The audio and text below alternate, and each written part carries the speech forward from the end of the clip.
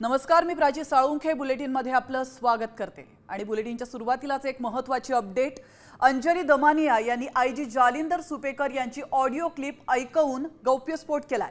जालिंदर सुपेकरांच्या हातात महाराष्ट्रातील बहुतेक मोठे कारागृह आहेत।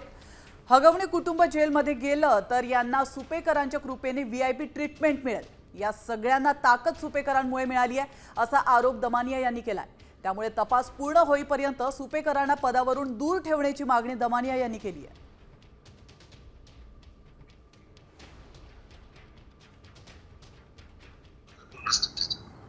आम्हाला काय फायदा होईल साहेब सांगा। फायदा करणार की तुम्हाला बोललो ना काल मी, फायदा करून देणार ना 100%। ठीक, मी बोलतो साहेब, शेट्टी साहेबांना। हां बोलतो। Okay sir. आणि ईडी जे नवीन आलेले त्यांना भेटायला या म्हणून विषय करून टाकू ना, चर्चा करू सर। ठीक आहे, ठीक आहे साहेब। ओके सर, बोलणं करून दे लवकर। देतो।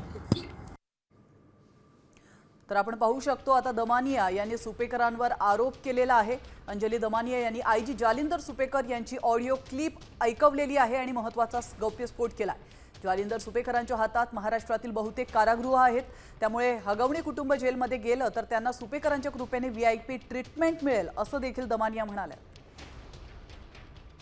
सुपेकर जे आत्ताच्या घटनेला सगळी कारागृह महाराष्ट्रातली जी बहुतेक मोठी कारागृह आहेत ती यांच्या हातात आहेत आणि काही काळानंतर आता मला वाटतं हे हगवणे कुटुंब सुद्धा जर जेलमध्ये गेलं ते सुद्धा यांच्या सुपेकरांच्या मदतीने त्यांना सुद्धा सगळी व्हीव्हीआयपी ट्रीटमेंट दिली जाईल।